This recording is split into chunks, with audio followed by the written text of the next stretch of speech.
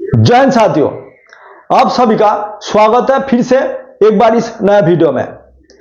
दोस्तों, आज इस वीडियो में बात करेंगे एएलपी 2025 का जो नोटिफिकेशन है उसमें क्या एक सर्विसमैन फॉर्म अप्लाई कर सकते हैं या नहीं, वो सारी डिटेल्स समझेंगे इस वीडियो में।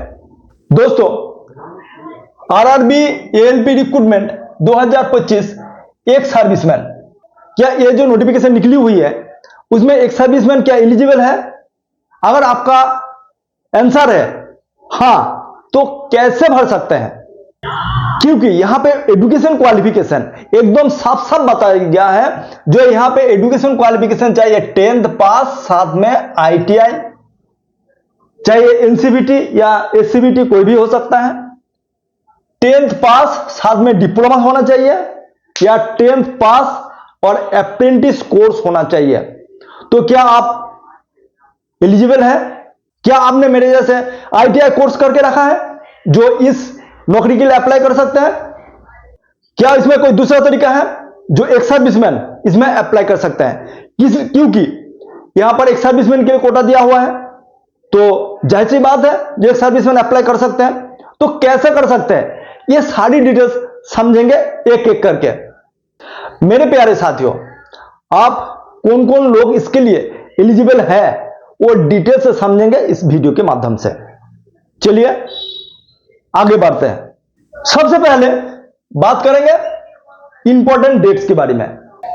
देखिए, इंपॉर्टेंट डेट्स जिसमें अप्लाई डेट शुरू हो चुकी है, अर्थात 12 अप्रैल 2025 से शुरू हो चुकी है ऑनलाइन एप्लीकेशन, और लास्ट डेट रखा गया है 11 मई 2025।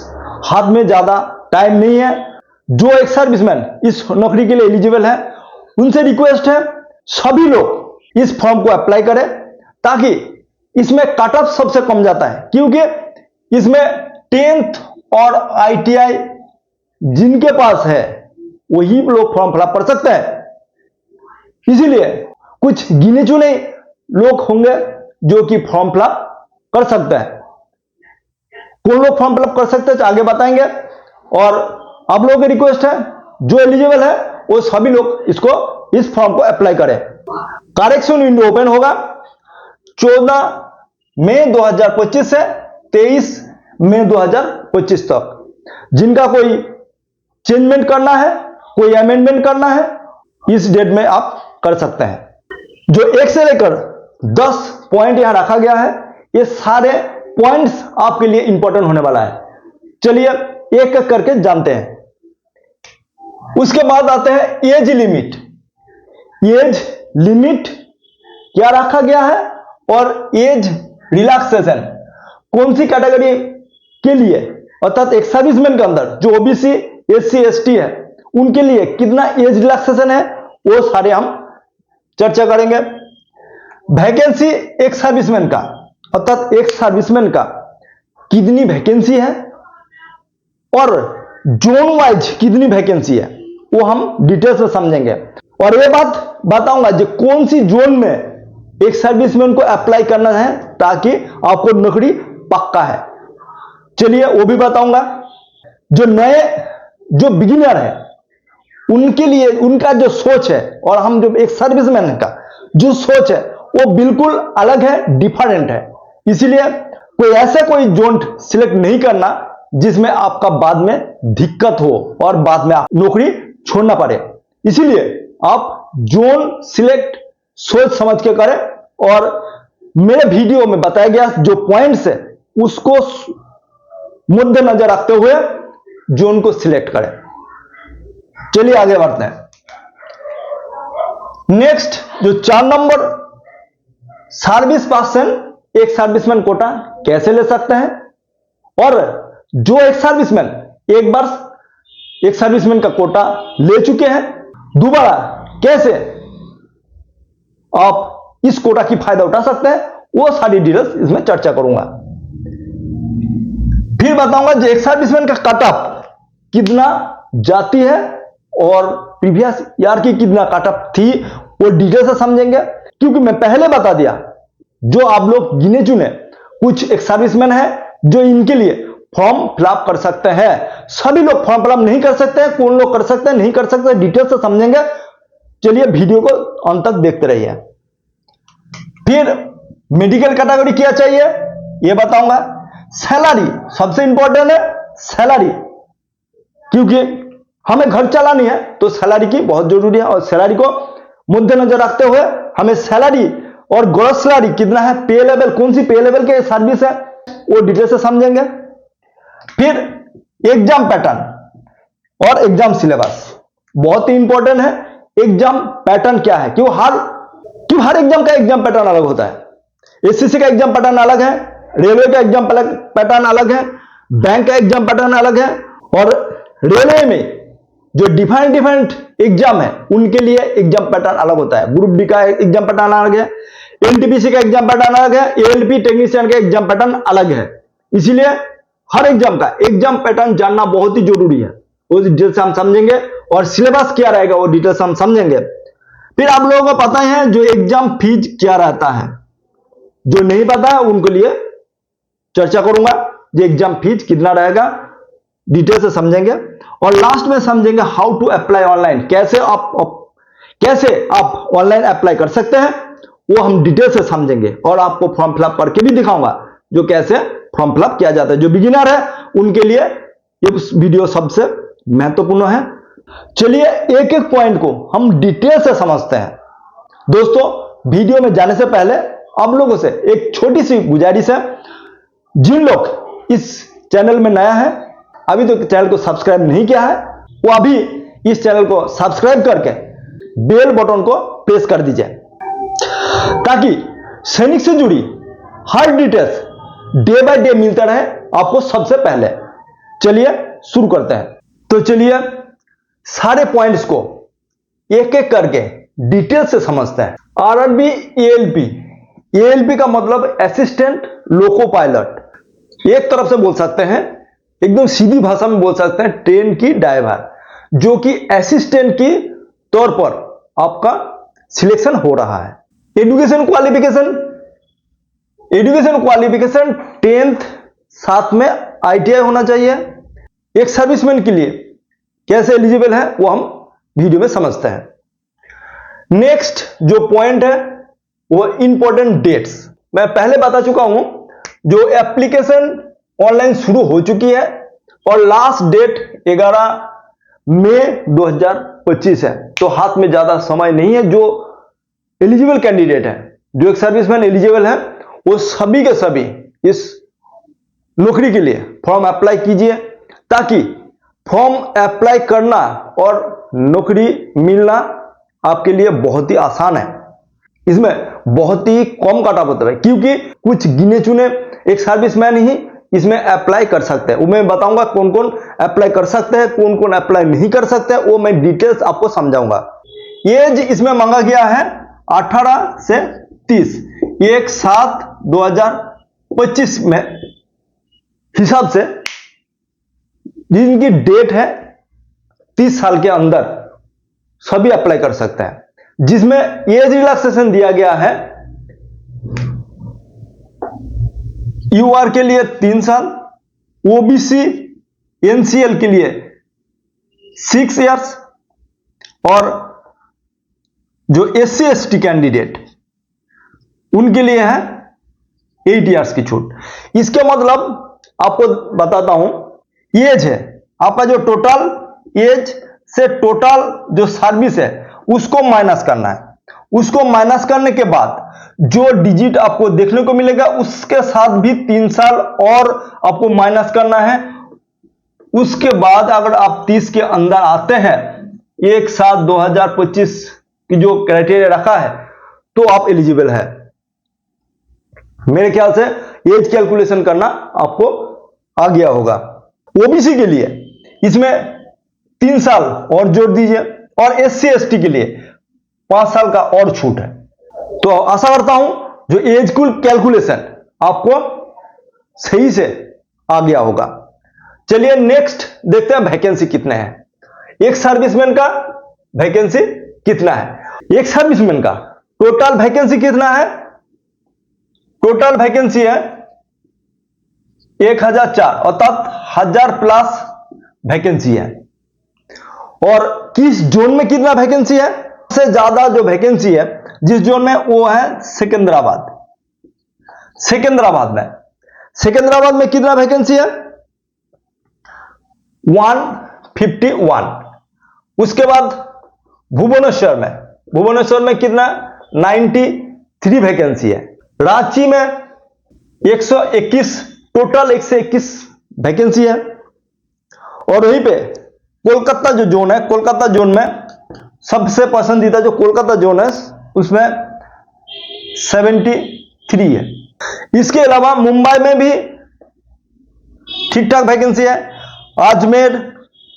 अजमेर में भी काफी वैकेंसी देखने को मिल रहा है। अजमेर में टोटल वैकेंसी 83 है। और अहमदाबाद में भी आपको अच्छा खासा वैकेंसी देखने को मिल रहा है।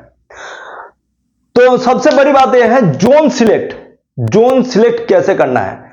जोन सिलेक्ट जो आपको सबसे महत्वपूर्ण और सबसे इंपॉर्टेंट बात यह है जोन सिलेक्ट, क्योंकि जब मैं ग्रुप डी का या एनटीपीसी का जो वीडियो बना था उसमें बताया था जो बिगिनर है उनकी जो थॉट प्रोसेस है वो हमारे एक्स सर्विसमैन के लिए बिल्कुल अलग है, क्योंकि उन बिगिनर है और हम बीच में है, ऐसे लटक रहा है। तो आप कुछ एक जो हमारे एक्स सर्विसमैन है वो क्या करता है, जो जिसमें ज्यादा वैकेंसी है उसमें अप्लाई कर देता है। चलिए अप्लाई कर दिया, सिलेक्शन भी मिल गया। मान लीजिए आप बिहार का आदमी है या बंगाल की है, मान लीजिए बिहार की या बंगाल की या यूपी का कोई भी स्टेट का है, जो आपने सिकंदराबाद के ज्यादा वैकेंसी है, देखा सिकंदराबाद में सबसे ज्यादा वैकेंसी है, आपने नौकरी मिल भी गई, लेकिन क्या है उसमें आपको रहने की दिक्कत, आपको बोलचाल की दिक्कत, आपको रहन सहन सब कुछ की दिक्कत है। हमेशा मैं एक बात बोलता रहता हूं, मेरा एक्सपीरियंस के साथ आपका ये डाटा मैं देता हूं। आप सोचते रहते हैं ज्यादा चांचगिरी जो सेना में ही है, लेकिन आप यकीन ना करें सबसे ज्यादा आपको देखने को मिलेगा सिविल सेक्टर में। मान लीजिए जो सिकंदराबाद में किसी भी जगह आपका पोस्टिंग हो गया, चलिए तो वहां में जो आपको भाषा की प्रॉब्लम आएगा वो बाद में आप फील करोगे जो बहुत गलती किया। इसीलिए मैं हमेशा बोलता रहता हूं जो एक सर्विसमैन है वो घर के आसपास की जो जोन है उसी में ही आप अप्लाई कीजिए। और सबसे बड़ी बात यह है जो एएलपी जो 1000 पोस्ट है उसमें से आधे लोग अप्लाई नहीं कर पाएंगे, क्योंकि उसमें से ज्यादा और आधे लोग तो कट ऑफ क्लियर ही नहीं कर पाओगे। तो इसीलिए मेरा कहना है जो एक सर्विसमैन आप एलिजिबल है वो सभी के सभी फॉर्म आप अप्लाई करें, ताकि इसमें कट ऑफ बहुत ही कम जाता है और जो मिनिमम क्राइटेरिया रखा है वही आपको लाने से आपको नौकरी मिल जाएगा, 100% नौकरी मिल जाएगा। चलिए देखता हूं नेक्स्ट, जो सर्विस पर्सन एक सर्विसमैन का कोटा कैसे ले सकता है। जो सर्विस पर्सन अभी भी सर्विस कर रहा है और कुछ ही दिन में आप सेना से सेवानिवृत्त होना चाहते हैं, तो उन लोग सभी इस एक सर्विसमैन का कोटा की फायदा उठा सकते हैं। कैसे उठा सकते हैं? उनके लिए एक क्राइटेरिया रखा है, जो एप्लीकेशन का जो लास्ट डेट है ये 11 मई से एक साल के अंदर, 11 मई जो दिया हुआ है कट ऑफ, उसके एक साल के अंदर आपको सेना से सेवानिवृत्त होना चाहिए। और साथ में क्या है, एक आपको परफॉर्मा दिया हुआ है, वो परफॉर्मा आपका सीओ या आपको जो कॉम्पिटिटिव अथॉरिटी है उनसे साइन करके आपको देना ही होगा। और साथ ही बता देता हूं, जो एक सर्विसमैन आपने एक सर्विसमैन का जो कोटे हैं उसके फायदा या फैसिलिटी उठा चुके हैं, किसी दूसरे जगह में सर्विस कर रहे हैं, लेकिन सर्विस आपका पसंद नहीं है, आप चाहते हैं जो दूसरा कोई एक सर्विस मिल जाए तो उसमें आप कन्वर्ट हो जाओगे, तो उसके लिए बता देता हूं जो उन लोग क्या कर सकते हैं, उन लोग भी अप्लाई कर सकते हैं। लेकिन आपको अभी के अभी आपको जो कॉम्पिटिटिव अथॉरिटी है वहां से एक एनओसी अप्लाई कर देना चाहिए, अभी के अभी अप्लाई कर देना चाहिए, क्योंकि आपको जब आपको नौकरी मिल जाएगा तब उस टाइम पे आपको एनओसी का दिक्कत ना पड़े, क्योंकि आपको एनओसी बहुत ही जरूरत है। मैं समझता हूं यहां तक आप समझ गए होंगे, तो चलिए आगे बढ़ते हैं।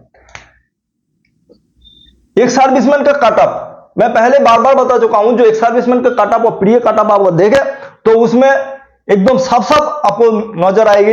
एक सर्विसमैन का कट ऑफ बहुत ही कम जाता है, सिर्फ एक सर्विसमैन का नहीं है, जो एएलपी का जिन्होंने आईटीआई या डिप्लोमा इंजीनियरिंग करके रखा है, बीटेक करके रखा है, उन लोगों के लिए कट ऑफ बहुत ही कम है। मैं पिछले साल का डाटा में वो आपको एनालिसिस किया है और एनालिसिस करके मैं बता रहा हूं, जो एक सर्विसमैन आप इसमें अप्लाई किया और इनका जो मिनिमम क्राइटेरिया रखा है, जो इतना परसेंट लाना है, इतना परसेंट लाना है, उतना लाने से आपको नौकरी मिल जाएगा। ये आप शेयर आप कर सकते हैं। नेक्स्ट देखते हैं जो मेडिकल कैटेगरी क्या रखा है। मेडिकल स्टैंडर्ड ये 1 रखा हुआ है, जो सेप 1 है वही अप्लाई कर सकते हैं, जो डिजेबल एक सर्विसमैन है इसमें अप्लाई नहीं कर सकते हैं। चलिए ये 1 का क्या क्राइटेरिया है वो आपको मैं वो स्क्रीन में देख सकते हैं। नेक्स्ट आता है सैलरी और ग्रॉस सैलरी कितना है। डिस्क्रिप्शन बॉक्स में इसका लिंक मैं दे दूंगा, आप इसमें देख लेना। ये क्या है, ये पे लेवल 2 का है। पे लेवल 2 का एक नौकरी है जिसमें बेसिक पे 19,900 से शुरू है। तो जिसका बेसिक पे 19,900, तो ग्रॉस सैलरी कितना आएगा, 35 से 36 से शुरू होगी और थोड़ा सा वेरी करेगा। जो मान लीजिए जो कैटेगरी जो सिटी है उसमें अगर किसी का पोस्टिंग है तो उसमें कुछ थोड़ा बहुत वेरी करेगा। तो आप समझ सकते हैं XYZ जो सिटी है उसमें क्या क्या आपको सैलरी देखने को मिलेगी। चलिए, क्योंकि सैलरी देखना बहुत जरूरी है, क्योंकि ये एक पे लेवल 2 की है नौकरी है। चलिए नेक्स्ट हम आते हैं एग्जाम पैटर्न। एग्जाम पैटर्न जाने से पहले सबसे पहले हमें जानना पड़ेगा जो एग्जाम सिलेक्शन प्रोसेस क्या है। चलिए सिलेक्शन प्रोसेस देख लेते हैं। सिलेक्शन प्रोसेस क्या है, पहले होगा आपको CBT 1, फिर CBT 1 अगर किसी ने पास किया या कट ऑफ क्लियर किया तो CBT 2 में आपको बुलाया जाएगा। फिर आपको होगा कंप्यूटर बेस एप्टीट्यूड टेस्ट, ये होगा। उसके बाद आपका क्या DV डॉक्यूमेंट वेरिफिकेशन होगा, साथ में मेडिकल हो सकता है या बाद में भी मेडिकल हो सकता है। तो समझ गए होंगे जो आपका सिलेक्शन जो प्रोसेस है, सिलेक्शन प्रोसेस CBT 1 CBT 2 उनके उसके बाद साथ में ये कंप्यूटर बेस्ड एप्टीट्यूड टेस्ट आपका हो जाएगा साथ में, और आपका DV और मेडिकल एग्जाम। बहुत ही इजी प्रोसेस है। और एग्जाम पैटर्न फिर CBT 1 में क्या होने वाला है, देखिए CBT 1 में क्या होने वाला है वो हम देख लेते हैं। क्या आएगा, जिसमें ड्यूरेशन 7 मिनट अर्थात टाइम 7 मिनट आपको टाइम दिया जाएगा, जिसमें 75 क्वेश्चन आएगा और 75 मार्क्स की है, जिसमें 1/3 मार्क नेगेटिव है। जो इसमें बताया गया मिनिमम कट ऑफ UR और EWS के लिए जो मिनिमम कट ऑफ रखा गया है 40% और OBC के लिए 30%, SC ST के लिए भी 30% रखा गया है, और SC के लिए 30% और ST के लिए 25%। तो चलिए आप जिस कैटेगरी में आएंगे वो आप देख सकते हैं। फिर इसमें क्या आएगा, देखिए इसमें क्वेश्चन ये है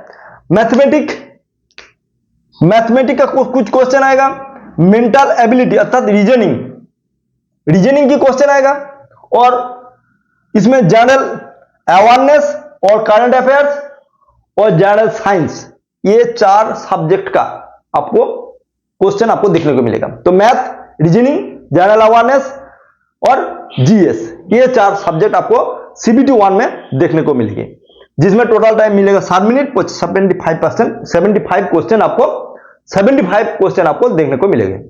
चलिए नेक्स्ट CBT 2 में कितने क्वेश्चन आएगा वो हम देख लेते हैं, जिसमें टोटल टाइम दिया गया है, ड्यूरेशन कितना है 2 घंटा 30 मिनट अर्थात 2.5 घंटा का आपको टाइम दिया गया है। चलिए इसमें क्या है, इसमें पार्ट 1 और पार्ट A, इसमें पार्ट A और पार्ट B आपका देखने को मिलेगी। इसमें पार्ट जो ए है उसमें पार्ट ए में आपको टाइम 90 मिनट्स रखा गया है, जिसमें 100 क्वेश्चन आपको देखने को मिलेगी। और पार्ट बी में आपको 60 मिनट्स टाइम मिलेगी, उसमें आपको 75 क्वेश्चन आपको देखने को मिलेगी, जिसमें 1/3 आपका नेगेटिव मार्क्स दिखेगा। सिलेबस का बात करें तो सिलेबस का डिटेल्स आपका जो डिस्क्रिप्शन बॉक्स है उसमें हम प्रोवाइड करेंगे। सिलेबस इसका क्या क्या रखा है, एप्लीकेशन फीस कितना है। आप सभी जानते हैं जो रेलवे में एप्लीकेशन फी 500 रुपया और 250 रुपया होता है। जो 250 रुपया SC ST एक्स सर्विसमैन इनके लिए 250 रुपया होता है, और CBT 1 अपेयर करने के बाद आपका जो अकाउंट नंबर दिया हुआ है उसमें रिटर्न हो जाता है। तो आप समझ सकते हैं जो फ्री में, एक तरफ से फ्री में आप ये नौकरी ले सकते हैं। नेक्स्ट और लास्ट जो पॉइंट्स है वो है हाउ टू अप्लाई ऑनलाइन, कैसे अप्लाई ऑनलाइन कर सकते हैं। तो चलिए, इसके लिए आपको सबसे पहले जो डॉक्यूमेंट्स है वो आपको लेके आपको बैठ जाना है, या आपको साइबर जो कैब है उसमें ले जाना है। तो उसमें क्या है, जैसे सबसे पहले एक सर्विसमैन का जो डिस्चार्ज बुक है वो आपको सबसे मैंडेटरी है, आधार कार्ड आपका मैंडेटरी है, उसके बाद जो आपने 10th पास किया है और जो आपको ITI सर्टिफिकेट है वो क्या है वो आपको ले जाना है। तो चलिए हम बात करते हैं जो एक सर्विसमैन इसमें कैसे एलिजिबल है। बात इस प्रकार है, जो आप रिटायर किया था उस टाइम पे आपको एक ट्रेड सर्टिफिकेट दिया गया था। ट्रेड सर्टिफिकेट इसका मतलब जैसे कोई मैकेनिक्स था उसको मैकेनिकल इंजीनियर का ट्रेड सर्टिफिकेट मिला, कोई फिटर था तो उसको फिटर का ट्रेड सर्टिफिकेट मिला, ऐसे जो कम्युनिकेशन था उसको कम्युनिकेशन का मिला, जो ऑपरेटर था उसको कम्युनिकेशन मिला। ऐसे ही जो जो सर्विस के दौरान आपका जो ट्रेड था, ट्रेड का सर्टिफिकेट आपको उसी हिसाब से मिला है। और इसमें क्या है, उसमें ये लिखा है जो सिविल साइड में आपका ये वैलिडेट है, आपका ट्रेड सर्टिफिकेट ट्रेड था ये, और सिविल वैलिडिटी आपका लिखा हुआ है। तो आप उसमें चेक करना जो आपका इस एजुकेशन क्वालिफिकेशन में एकदम साफ साफ मैं दिखा रहा हूं, एजुकेशन क्वालिफिकेशन में जो साफ साफ दिया हुआ है, जो 10th पास और साथ में ITI होना चाहिए, और किस किस सब्जेक्ट के ऊपर आपका ये ITI है वो आप देख सकते हैं। अगर उसके अंदर आपका फिट बैठता है तो आप अप्लाई इसके लिए एलिजिबल है। तो मैं आशा करता हूं मेरे ये बात आपने अच्छी तरह से समझ गया है।